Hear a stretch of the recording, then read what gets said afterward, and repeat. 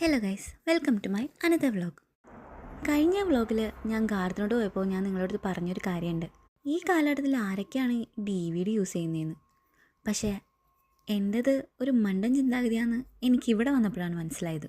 ഇവിടെ വന്നപ്പോൾ ഞാൻ ആകെ അത്ഭുതപ്പെട്ടു പോയി. ലെജൻഡറി മ്യൂസിഷ്യൻസ് തൊട്ടിട്ട് ലേറ്റസ്റ്റ് ആയിട്ടുള്ള ആളുകളുടെ വരെ റെക്കോർഡ്സും DVDസും ഒക്കെ ഇവിടെ അവൈലബിൾ ആണ്. പോരാത്തതിന് ഇതിൻ്റെയൊക്കെ ഓരോന്നിൻ്റെയും വില കണ്ടപ്പോൾ വീണ്ടും ഞാൻ ഞെട്ടി. 80 യൂറോയും 90 യൂറോയും 100 യൂറോയൊക്കെയാണ് ഓരോന്നിൻ്റെയൊക്കെ വില.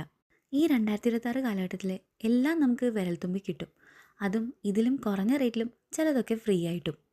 എന്നിട്ടും ഇതൊക്കെ വാങ്ങിക്കാൻ ഇത്രയും ആളുകൾ എന്താ ഇവിടെയെന്ന് ഞാൻ ചിന്തിച്ചു.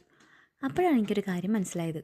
ഇവിടെ വന്ന് ഓരോ DVDയും കളക്ട് ചെയ്യുന്ന ഓരോരുത്തരും വെറും പാട്ടുകൾ മാത്രമല്ല, ചിലപ്പോൾ അവരുടെയൊക്കെ ചെറുപ്പത്തിലെ നല്ല നല്ല ഓർമ്മകളായിരിക്കാം. ചിലപ്പോൾ ഭാവിയിൽ ഇതൊക്കെ ഉണ്ടാവോ ഇല്ലയോ എന്ന് പോലും അറിയില്ല.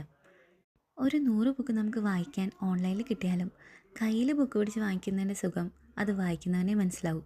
അതേ ഒരു ഫീലിംഗ് ആണ് ഇതെന്ന് ഇവിടെ ചെന്നപ്പോഴാണ് എനിക്ക് മനസ്സിലായത്. ഇവിടെ ഈ അടുക്കി വെച്ചിരിക്കുന്ന DVDസും റെക്കോർഡ്സും എത്രയുണ്ടോ അതിൽ കൂടുതലുണ്ട് കേട്ടോ ഇവിടുത്തെ വാങ്ങിക്കാൻ വരുന്ന ആൾക്കാർ. എണ്ണി ചുട്ടപ്പം പോലെ ഇതെല്ലാം പോകുന്നതും കാണാം. ഇത്രയും വില കൊടുത്ത് ഇവരത് വാങ്ങിക്കുന്നുണ്ടെങ്കിൽ അത് അത്രയും പ്രിയപ്പെട്ടത് തന്നെയായിരിക്കും.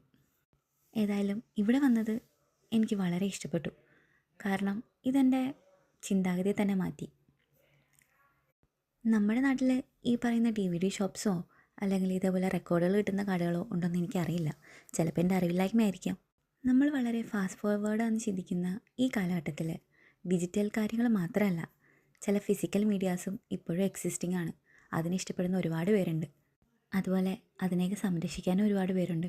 സോ ഈ ആളുകൾക്ക് വേണ്ടിയിട്ട് എൻ്റെ ഈ വ്ളോഗ് ഞാൻ ഡെഡിക്കേറ്റ് ചെയ്യുന്നു. അപ്പോൾ അത്രേ ഉള്ളൂ ഗൈസ്. Bye bye.